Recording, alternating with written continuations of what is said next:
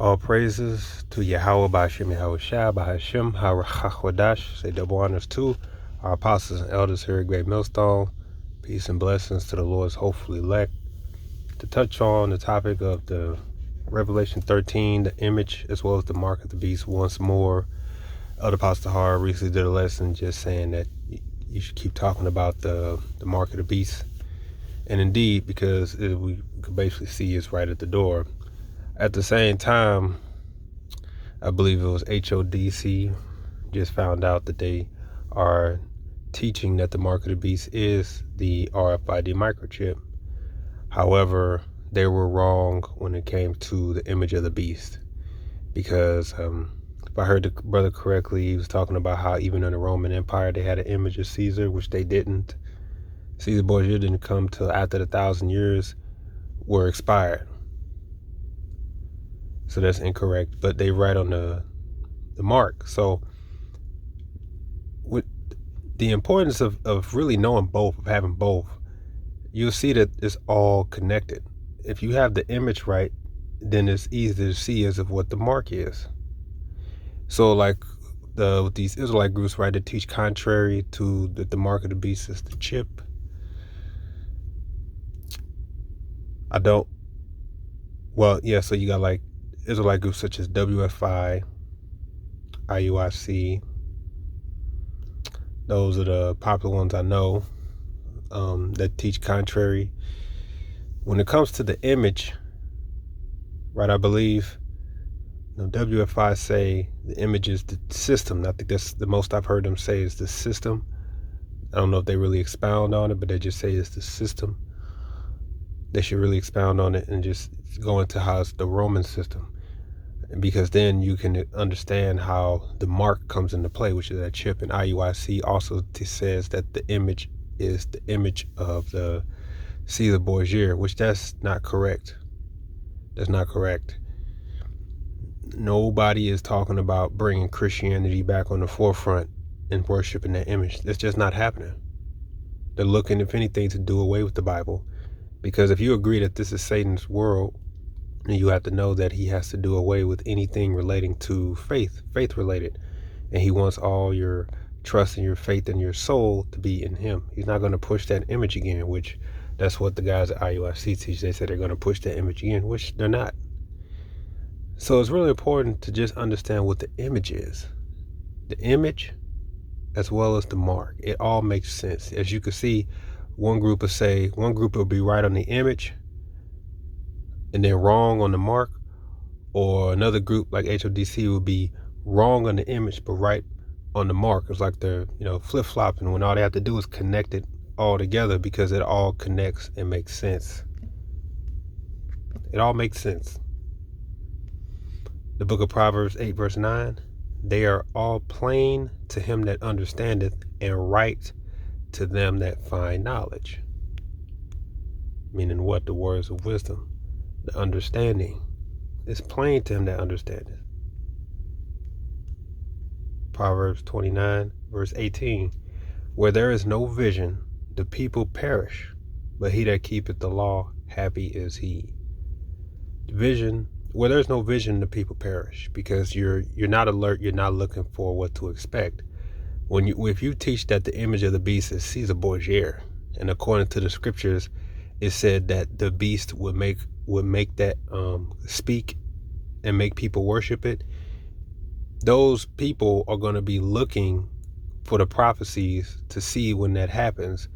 And since it's not happening, because it's not going to happen, because that's not the correct understanding of Revelation 13 and 15, since it's not happening, nobody's talking about it, their hearts are at rest, right? Because they're looking, they're saying, well, we got to wait to see when they start pushing this image of Caesar Borgia.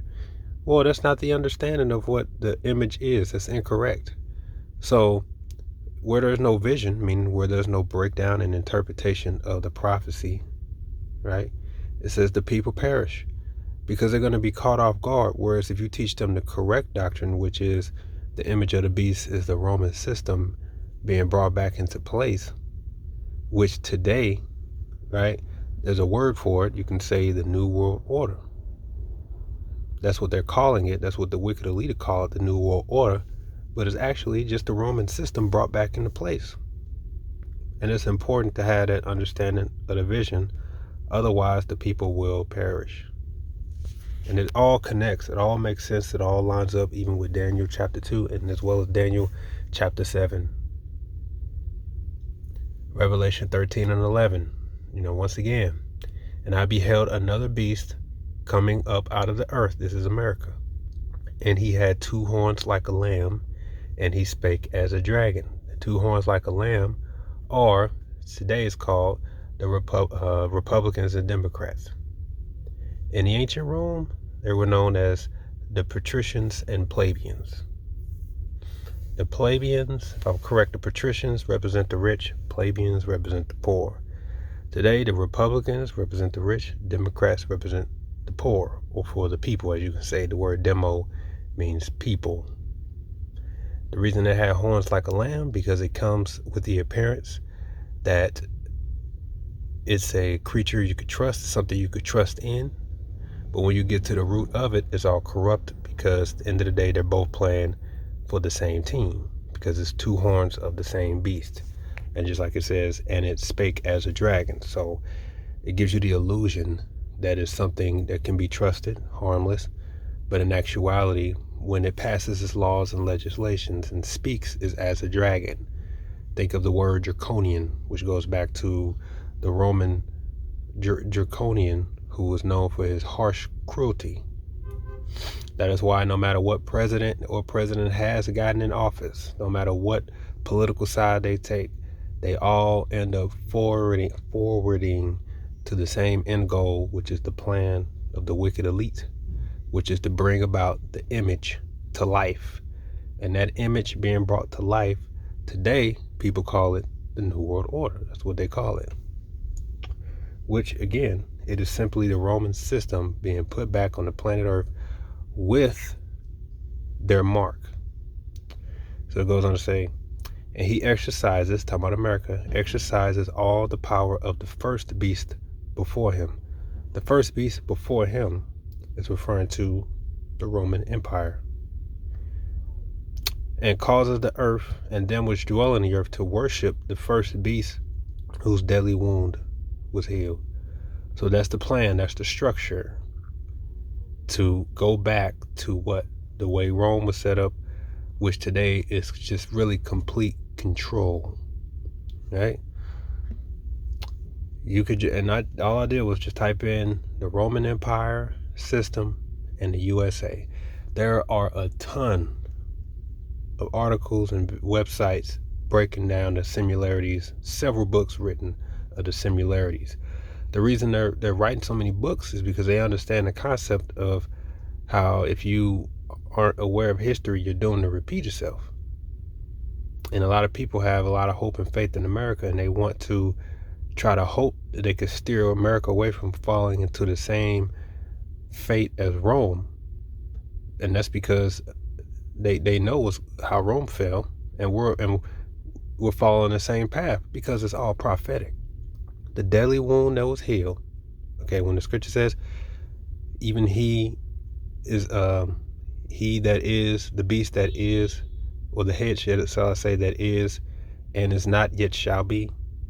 And when it says he is even the 8th, but he is of the 7, it's talking about one of the seven heads, which was the Romans, falling, but yet being brought back into power. But it won't be acknowledged as the Roman Empire, but it is. It's reincarnated. And that was done with America being brought back into power, which is really Rome being brought back into power. So this is by Big Phase on Medium. He titled it, put up last year, United States, the New Roman Empire. He says, I'll just read a little bit. It brings me the most joy to write on the parallels between the Roman Empire and the United States of America. To give some disclaimers, first, Rome was the strongest Western empire at its prime, and today the U.S. has taken that position. And add to these some similarities between ancient Rome and the U.S. play out both in the United States social and political areas. He goes on to explain a lot. He even talking about the economy. He even talk about how their military was spread thin, just like the U.S., right? He called it overstretching, and how in the end, there was two classes of people. You had extremely rich and extremely poor, which all led to the collapse, and as well as debt. And this is what we're seeing at this point in time. So, not that long of a read. I'm just going to jump down to his conclusion. He says, I truly enjoy writing this. I wish only that I could write something akin to sequel, because I have a lot more to say regarding certain characteristics that today's United States shares with the Roman Empire. Instead of a sequel, here is instead a summary of other things I would have loved to elaborate on. Excessive communism, consumerism. The United States is often associated with the culture of consumerism, where the pursuit of material wealth and possession is highly valued. So that same spirit is here. Spending money that you don't have, desiring what you don't have, even though you don't need. He says hypersexualization in the media. Explicit sexual content in the media, advertising, and popular culture can be seen as a sign of societal decadence. Critics contend that the saturation of sexual imagery and the objectification of individuals can contribute to the erosion of traditional moral values. So that same whorish harlot spirit, adulterous spirit. It says economic inequality. Both the Roman Empire and the U.S. have experienced significant levels of economic inequality. In the later stages of the Roman Empire, the concentration of wealth in the hands of the elite led to a growing wealth gap between the rich and the poor. Similarly, in recent decades, income and wealth inequality has been on the rise in the U.S., with a significant portion of wealth being concentrated among a small percentage of the population. Look at what happened between 2019 and 2022. What happened to the small mom and pop stores shut down? What happened to the big top 1% corporations like Amazon? Went up billions. That's why there is no middle class anymore. You're either rich or poor, the working poor. There was also another video made by, I believe the man's name is Richard Nome. I forget what it's called, but he says 10 reasons, it was 10 or 7 reasons how the poor people became responsible, you could say, for all the taxes. So basically what he's saying is, and what he explained was how over the years, the super rich elite have successfully and quietly transferred all the burden of taxes to the working poor. So that's why the rich fight to not pay taxes, and they shifted it all to the working poor. This is why you have so many videos of people complaining how they can't get ahead. Oh, it says public debt and financial strain. The Roman Empire experienced financial strains due to costly military campaigns, excessive government spending, and economic challenges. In the U.S., the national debt has grown significantly over time, partly due to military spending, entitlement programs, and other fiscal policies, raising concern about the sustainability of the debt burden. And he said he would have went on to write a lot more, but he already did the comparison. You could just read about it. So we know that that's Rome being brought forth. So if we go back in Revelation 13 in verse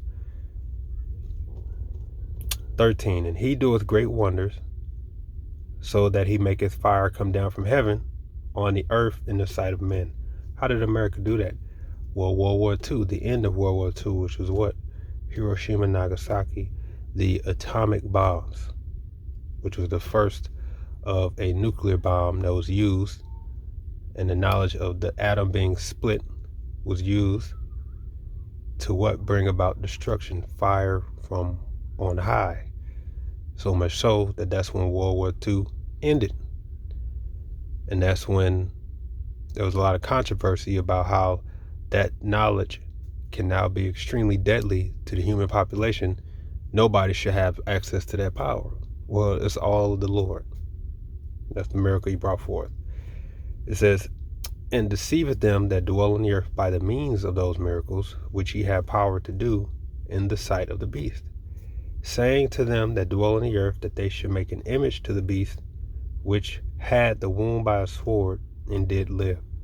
Part of those deceptions are false flags, wagging dog, if I'm saying that correctly, events.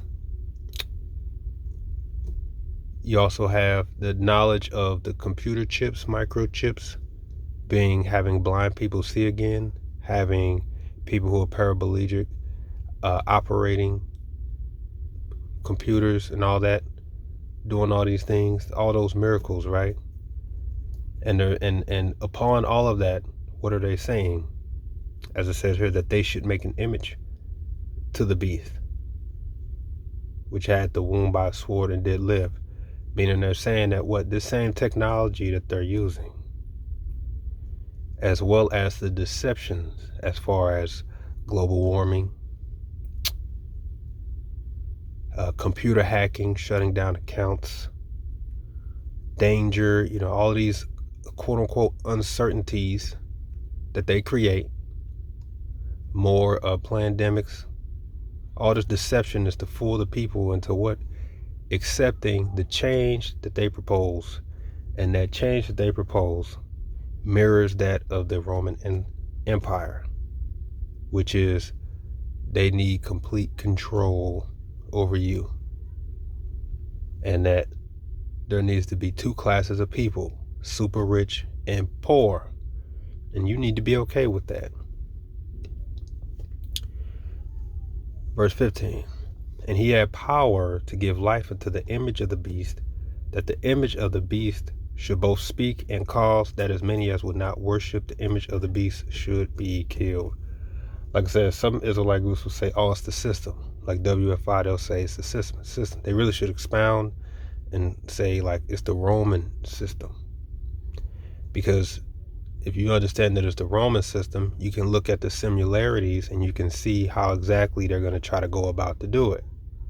You would be looking out for these names like Gil Bates, Elon Musk. You'll be looking out for those names and calling it out and say, yep, see, these are all the people that's trying to bring forth, Klaus Schwab, all these people trying to bring forth this what the Roman system brought back into power, which is that image of the beast.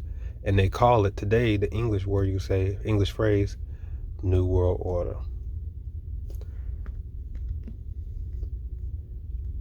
As I have here, I read a few times. It says Rome's transition from republic to empire.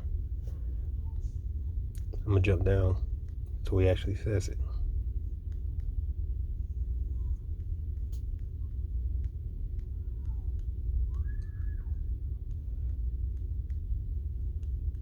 All right, it says,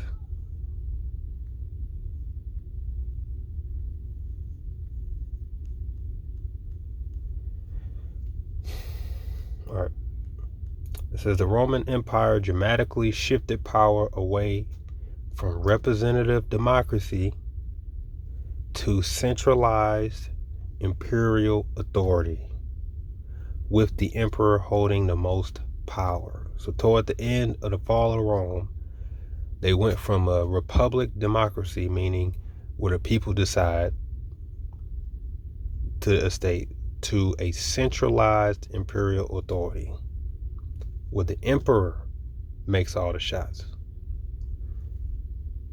Today they're working on what? A CBDC, which is centralized banking digital currency, meaning everybody is going to have to filter through the central bank in all transactions. And guess who's in control of these central banks? The wicked elite. So though the emperor and the Senate, you could say, had the power, or you could say the emperor, today that emperor represent the wicked elite versus one person that's now it's in the hands of a small few. It says, for example, under Augustus' reign, emperors gained the ability to introduce and veto laws, as well as command the army. Furthermore, the emperor wielded significant authority over those who served in lower level executive positions. So pretty soon, say goodbye to your mayors, say goodbye to your Congress, say goodbye to all those, right? It says no citizen could hold office without the emperor's consent. So the wicked elite, the international bankers, these people who are going to say, from now on, our rules overrule your right to privacy, overrule your right to freedom of speech, overrule your right to owning anything, overrule your right to determine what's good for your health. Whatever we say is good for you, you have to comply. Have to. Right? It says and as a result of this redistribution of power, the popular assemblies that functioned during the Republic period became less important and lost power. So, like I said, your political halls, all that's going to go away because they're going to strip the power from them, and it's going to reside in the hands of a few. Trump just said that if he gets elected, this will be the last election. He said from moving forward, it'll be fixed. What do you think he's talking about? He's talking about completely stripping power away and saying we run things now. You see why it's so important to really specify the image of the beast, which is that Roman Empire, because this is nothing new. You can say it's the system, yeah, but you got to really expound on that. So doing those comparisons, it only makes sense now when you go to verse 16. And he causes all, both small and great, rich and poor, free and bond, to receive a mark in their right hand or in their foreheads, that no man might buy or sell save he had the mark or the name of the beast or the number of his name. Here is wisdom. Let him that have understanding count the number of the beast, for it is the number of a man, and his number is 666. That mark is the RFID microchip. It all connects. That's what their ultimate goal, their ultimate plan is. The CBDC is all setting up for the chip. That's prophetic. So you got Israelite groups who say the image of the beast is the Caesar Borgia and the mark of the beast is spiritual. Incorrect. Nobody's pushing no Caesar Borgia image. They're looking to do away with the Bible and persecute those who teach the Bible. So how can they push that image? And it's not no stinking spiritual. Because Esau Edom is a carnal man. The Most High has a spiritual mark. Esau's coming with his own mark, but it's going to be carnal. So you got the Israelites who teaching that they're wrong. And they can sense, they can feel the walls closing in on them when it comes to this prophecy. They can see it. But they're basically running out of time to right their wrongs. And they're probably going to wait to the very last second to try to right their wrongs. But that could be just proof that they're false prophets. As we read, where there is no vision, the people perish. The moment if you start teaching the actual truth, you can start alerting and awakening the sheep. But when you teach the image being something else, then the Caesar Borgia, then they're sitting back and they're waiting because they're looking and they're saying, oh, well, there ain't nobody pushing the image yet, so I guess we got time. When that's not the image. When you're teaching that the mark is spiritual, you're having them to think that they don't ever have to worry about the chip. And their guard is dropped. That's why it's so important to be correct and to break down any interpretation. And mind you, all this adds up with Daniel chapter 2 when he says that the feet and toes have the strength of the iron, the Roman Empire, but yet full of clay. Mixed with clay, that clay represents debt. And I can actually go back, but he basically explained that was the collapse of Rome, as he says here,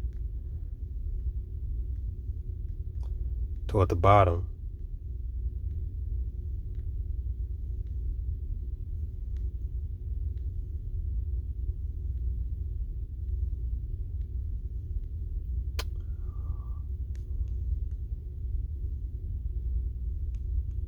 Or maybe that was that other one. Yeah, that was the other article I read about the debt, right? That it ultimately led to the collapse. That's the time we're living in. The toes and the feet and the toes. And the stone that's going to come and smite it is going to be Yahweh Shai. But it is important to know the image as well as the mark. It all makes sense. It's all connected. It serves to no one's benefit to teach otherwise just out of pride.